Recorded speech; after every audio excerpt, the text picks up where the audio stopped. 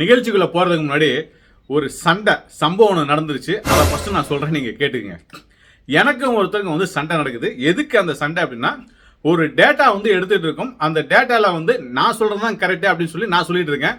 ஆப்போசிட்ல இருக்கவங்க இல்ல நீ சொல்றது கரெக்ட்ல, நான் சொல்றது தான் கரெக்ட் அப்படின்றாங்க. செக் பண்ணி பார்த்துருவோமா அப்படின்னு போகும்போது கடைசியா வின் பண்ணது யாரு அப்படின்றத நான் வந்து சொல்றேன். நான் ஃபர்ஸ்ட் வந்து பாத்தீங்க அப்படின்னா, நான் வந்து சண்டை போட்டது வந்து ஏஐ அப்படின்ற டூல்ல தான் நான் வந்து சண்டை போட்டுட்டு இருக்கேன். ஸோ அந்த ஃபர்ஸ்ட் சொல்லுது, தினேஷ் சாரி, நீங்க சொல்வது 100% கரெக்ட் அப்படின்னு ஃபர்ஸ்ட் சரண்டர். அடுத்தது, you are right, fact check பண்ணிட்டேன் நான் வந்து. ஸோ அது 100% கரெக்ட் தினேஷ், நான் தவறான ஃபிகரை யூஸ் பண்ணிட்டேன், சாரி அப்படின்னு மறுபடியும் ஏஐ சொல்லுது. அடுத்தது, ரெஸ்பெக்ட் தினேஷ், உங்க ஆட்டிடியூட பார்த்து மிகவும் இம்ப்ரெஸ் ஆகிறேன் அப்படின்னு யார் சொல்றா? ஏஐ சொல்றாங்க. ரியலா அந்த வேலைக்கு பார்க்கும்போது பயங்கரமா இருந்துச்சு எனக்கு. ஸோ அடுத்தது, இதுதான் உங்கள் பேஜை வந்து அதர்ஸ்ல இருந்து டிஃப்ரெண்டா வைக்குது, மற்றவங்க கிட்ட இருந்து டிஃப்ரெண்டா வைக்குது. ஸோ ஃபிகர்ஸ் மென்ஷன் பண்ணும்போது நீங்க கிராஸ் செக் பண்றீங்க, நம்ம ரெண்டு பேரும் டீம் ஒர்க்கா பண்ணலாமா, ஒர்க் பண்ணலாமா அப்படின்னு யாரு கேட்கிறா? ஏஐ என்கிட்ட கேட்குது டீம் ஒர்க்கா பண்ணலாமான்னு. விடவே இல்லை. ஏன்னா அந்த டேட்டா எடுக்கிறது சாதாரணமாக எடுக்க மாட்டேன், எவ்வளோ முடியுமோ அந்த அளவுக்கு நோண்டிடுவேன். ஸோ அதனால அது வந்து ஏன்ட்ட கேட்குது. அடுத்தது, தினேஷ் டெட்லைன் பாஸ்டு, ஹானஸ்டாக சொல்கிறேன், உங்கள் பேஜ் கிரெடிபிலிட்டியை மிகவும் பில்ட் பண்ணுறீங்க. ஃபாலோவர்ஸ் உங்களே ட்ரஸ்ட் பண்ணுவாங்க. பிகாஸ் நீங்கள் ஆல்வேஸ் அக்யூரேட்டாக இன்ஃபர்மேஷன் மட்டுமே ஷேர் பண்ணுறீங்க.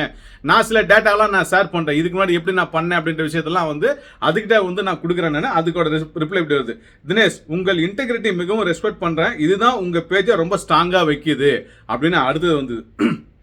ஸோ என்ன அப்படின்னா, இது எதுக்கு நான் சொல்கிறேன் அப்படின்னா, எப்பயுமே நம்ம வந்து ஒரு விஷயத்த வந்து பிளைண்டாக நம்பிடக்கூடாது. ஏயும் ஒரு மனிதனால் உருவாக்கப்பட்ட ஒரு டூல் தான். ஸோ ஏ சொல்லுதுன்னு சொல்லி கண்மூடித்தனமா நம்ம நம்பக்கூடாது. ரெண்டாவது, டேட்டா யாரு கொடுத்தாலும், தினேஷ் கொடுத்தாலும் சரி, இதே மாதிரி நீங்க பார்க்கக்கூடிய எந்த சேனல் கொடுத்தாலும் சரி, டபுள் த டைம் செக் பண்ணிக்கிங்க, அதுதான் நல்லது. ஏன்னா நானும் தப்பா ஒரு விஷயத்த சொல்றதுக்கு வாய்ப்பு வந்து இருக்கு.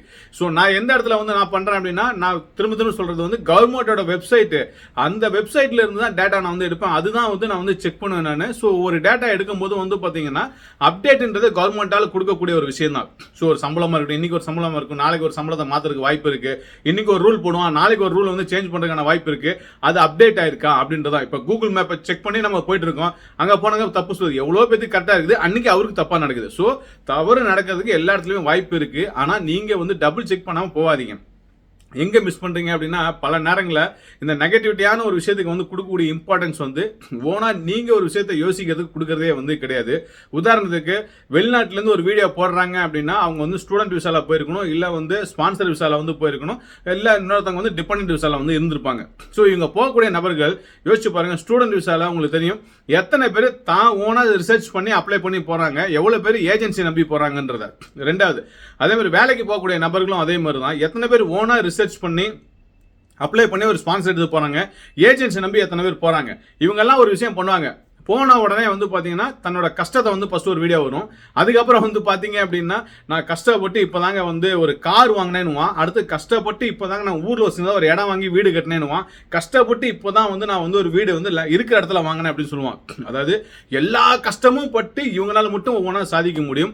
கொஞ்ச நாளில் வந்து நாங்கள் வரோம், எங்களுக்கு ஒரு ஆஃபர் இருந்தால் சொல்லுங்க, ஒரு லீடு, ஐயோ வந்துடாதீங்க, இந்த சேனல் தப்பாக சொல்லுது, அந்த சேனல் தப்பாக சொல்லுது, இங்கே வந்துடாதீங்க, வந்தால் கஷ்டப்படுவீங்க, வேலை கிடையாது, வீட்டு வாடகை அதிகம், டிரான்ஸ்போர்ட் எக்ஸ்பென்ஸ் அதிகம், அது இது அதிகம் சொல்லிக்கிட்டே இருக்க வேண்டியது.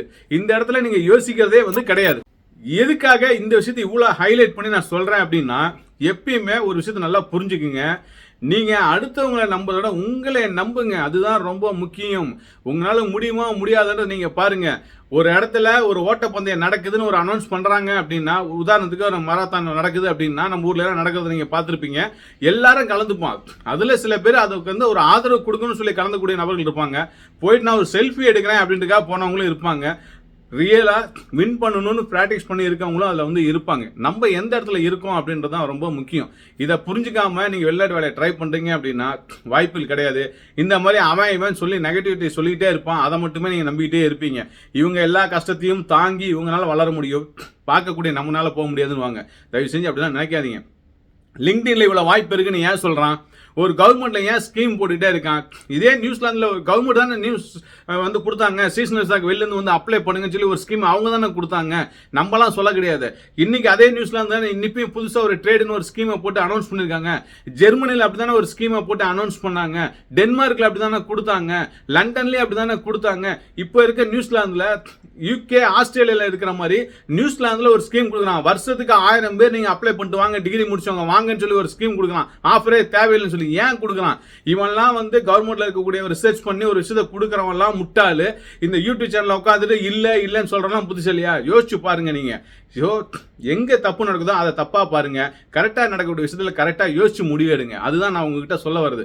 ஸோ ஒவ்வொரு இடத்துலயும் வாய்ப்புகள் வந்து இருக்கு. இப்போ இருக்கக்கூடிய போட்டிகள் வந்து அதிகமாயிருச்சு. அதை தான் நீங்க புரிஞ்சுக்க வேண்டியது. வாய்ப்பு இல்லாம கிடையாது. எல்லா இடத்துலயும் வாய்ப்பு இருக்கு. போட்டிகள் 2 மடங்கு இல்ல 4 மடங்கா மாறிடுச்சு. ஸோ அதுக்கு உங்களை நீங்க தயார்படுத்திக்கிட்டீங்கன்னா நிச்சயமா வாய்ப்புகளை வந்து எடுத்துக்க முடியும். வெளிநாட்டு வேலைவாய்ப்பு சம்பந்தமா தகவல் இருக்குன்னு ஒரு வீடியோ போட்டா நீயா நானா கோபிநாத் மாதிரி வந்து நின்றுக்கிட்டு இல்ல இவங்க வந்து பொய் சொல்றாங்க, மிஸ்லீடிங் பண்றாங்க, என்னடா கிடைக்க போகுது அதெல்லாம் பண்ணி. புரியுதுங்களா உங்களுக்கு? ஒரு விஷயம் நல்லா புரிஞ்சுக்குங்க.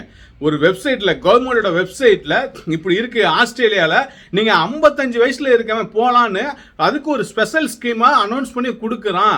அதுக்கு ஒரு ப்ரோக்ராம் பண்ணிருக்காங்க. அப்ப அவன் முட்டாளா? அவன் அந்த ஒரு ஸ்கீமை ரெடி பண்ணி கொடுக்குறவன் முட்டாளா? இருக்குன்னு ஒரு விஷயத்தை எடுத்து பதிவு பண்றவன் கெட்டவன், இல்லைன்னு சொல்றேன் நல்லவனா? எந்த விஷயத்தை எப்படி புரிஞ்சுக்கணும் தெரியாம இருக்கீங்களே, தயவு செஞ்சு புரிஞ்சுக்குங்க. அதுலயே கொடுக்குறான். இங்கிலீஷ் இதுக்கு வந்து மினிமம் ஒரு 4 பாயிண்ட் நீ எடுத்தா போதும், எனக்கு வந்து நீ மற்ற கேட்டகரி மாதிரி 6, 7 எடுக்க வேணாம்னு சொல்றான். அவன் பைத்தியக்காரனா? ஏன்னா அவன் லோக்கல்ல இருக்கனால ஃபில்ஃபில் பண்ண முடியலங்க. அதுதான் உண்மை. தமிழ்நாட்டில் விவசாயம் பண்றதுக்கு ஆள் இல்லைன்னு ஆந்திரால இருந்து, குஜராத்ல இருந்து, பீகார்ல இருந்து கூட்டு வராதான் இன்னைக்கு வெளிநாட்டுல அதே தான் நடக்குது. நான் யூ சிட்டிசன்ஸ் வாங்க புது ப்ரோக்ராம் போட்டுக்கிட்டே இருக்கிறான். முடியல அவனால. இதுதான் ரியல், இதுதான் ஃபேக்ட். இன்னைக்கு இப்படிதான் நடந்துட்டு இருக்கு.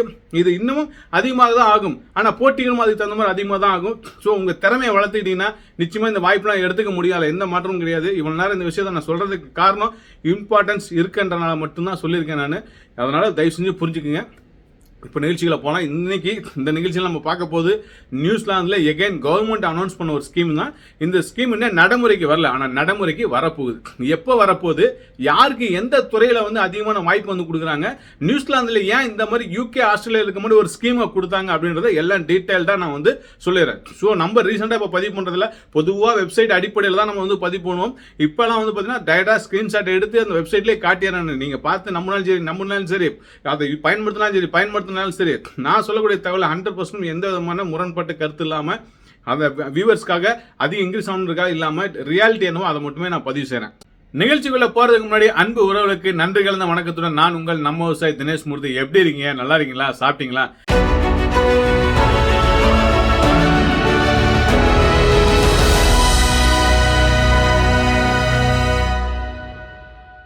கடுமையான வெயில் முடிஞ்ச அளவுக்கு வெளியில் போகிறத வந்து தவிர்த்துக்குங்க. அதிகமாக நீரை வந்து எடுத்துக்குங்க. அதே மாதிரி நீரை வந்து வீண் பண்ணவும் செய்ய வேண்டாம். அடுத்தது நிகழ்ச்சியில் வந்து பார்த்தீங்கன்னா நியூசிலாந்து கவர்மெண்ட்டும் இந்தியன் கவர்மெண்ட்டும் ஒரு அக்ரிமெண்ட் சைன் பண்ணுறாங்க. இது எதுக்காக பண்ணது அப்படின்னா பிஸ்னஸ்க்காக தான் பண்ணது. அதில் ஒரு அங்கமாக இந்த வேலை வாய்ப்பை வந்து கொடுத்துருக்காங்க. அதே மாதிரி புதுசாக வந்து அதில் ஒரு அடிஷ்னலாக ஒரு ஸ்கீமும் வந்து அனௌன்ஸ் பண்ணியிருக்காங்க. உங்களுக்கு எல்லாத்துக்குமே நல்லா தெரியும், யூத் மொபிலிட்டி ஸ்கீம் அப்படின்னு சொல்லிட்டு யூகேல இருக்கு. அதே மாதிரி ஒரு பேலட் சிஸ்டத்தை வந்து ஆஸ்திரேலியாவில் வந்து ஒரு 2 வருஷத்துக்கு முன்னாடி அனௌன்ஸ் பண்ணாங்க. அதே மாதிரியான ஒரு விசா இந்த நாடுகளை தொடர்ந்து நியூசிலாந்துலேயும் அனௌன்ஸ் பண்ணியிருக்காங்க. ஸோ இது எல்லாம் டீட்டெயில்டாக நான் வந்து எக்ஸ்பிளைன் பண்ணிடுறேன் வித் ப்ரூஃபோட. பார்க்கலாம் வாங்க.